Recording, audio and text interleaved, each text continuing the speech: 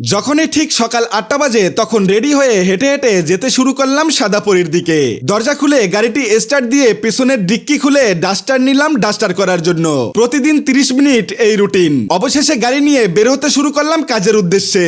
মাথায় শুধু একটাই টেনশন, অনেক টাকা লাগবে। যতই টেনশন করি না কেন গাড়িতে গ্যাস ভরা লাগবে নিজের পকেট ভর্তি টাকা দিয়েই। তাই চলে আসলাম গ্যাস ফিলিং স্টেশনে। অ্যাপ ওপেন করে দিয়ে গ্যাস নিতে শুরু করলাম। 430 টাকার গ্যাস ভরে সকালের প্রথম যাত্রী নামিয়ে দিলাম তেজগাঁও। ভাড়া ছিল 287 টাকা। কিছু বলার নেই, আলহামদুলিল্লাহ। যেহেতু তেজগাঁ গিয়েছি তাই ভাবলাম আমাদের অফিসে গিয়ে সবার সাথে দেখা করে আসি। অফিসে ঢুকেই দেখা হয়ে গেল কালাম ভাইয়ের সাথে। যেহেতু সকাল তাই কালাম ভাই বলল সকালের নাস্তা করে আসি উপর থেকে। অনেকদিন পর অফিসে ঢুকে আগের দিনের কথা মনে পড়ে গেল।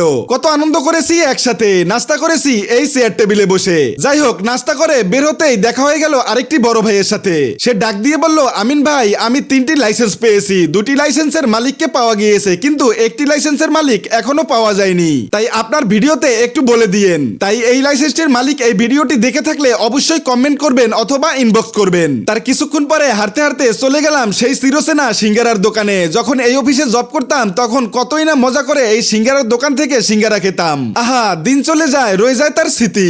অবশেষে দুইজনে 2 কাপ চা খেয়ে কাঁধে কাঁধ লাগিয়ে হেঁটে হেঁটে চলে আসলাম অফিসে। অফিসে ঢুকেই সবাই মিলে একটি মধুর চাক নিয়ে গবেষণা করছি। আসলেই সময়টি ভালো ছিল। অবশেষে কাঙ্ক্ষিত সময় পার করার পরে বিদায় নেয়ার পালা। উঠে পড়লাম গাড়িতে। বিদায় নেয়ার আগে হাতে হাত লাগিয়ে মোলাকাত করে নিলাম।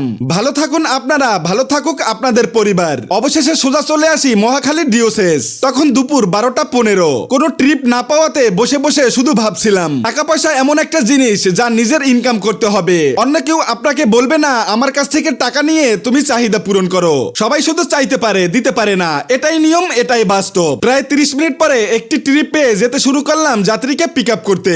যাত্রীকে তুলে তার গন্তব্যস্থানে নামিয়ে দিতেই ভাড়া আসলো 254 টাকা। কিছুক্ষণ পরে আরেকটি ট্রিপ কমপ্লিট করলাম যার ভাড়া ছিল 370 টাকা। হাসি মুখে বাসায় যাচ্ছি দুপুরের খাবার খেতে। তার ভিতরে ফোন দিয়েছে রবিন ভাই। পেয়ারা খেতে খেতে তার মনের সুখ দুঃখ শেয়ার করতে শুরু করলো। অনেকেই তাকে চিনে থাকবেন, সে ইউটিউবে কন্টেন্ট ক্রিয়েট করে। অবশেষে গাড়ি রেখে হেঁটে হেঁটে যেতে শুরু করলাম বাসার দিকে। পাখি যেমন নিজের গন্তব্যস্থলে এসে বড় নিঃশ্বাস ছাড়ে, ঠিক আমারও সারা দুপুর পরিশ্রম শেষে একই অবস্থা। টেবিলে মোবাইলটি রেখে বসে পড়লাম খেতে। তবে টানাটানি করে খাওয়ার দৃশ্য আসবে আগামী ভিডিওতে, যেখানে দেখাবো বছরের প্রথম দিকের ঢাকার বাণিজ্য মেলার পরিস্থিতি কেমন, সেখানে গিয়ে আদরের বউয়ের জন্য 3 পিস কেনার অভিজ্ঞতা কেমন ছিল। তাহলে আজকে এখান থেকেই বিদায় নিচ্ছি। দেখা হচ্ছে আগামী ভিডিওতে। সবাইকে আসসালামু আলাইকুম।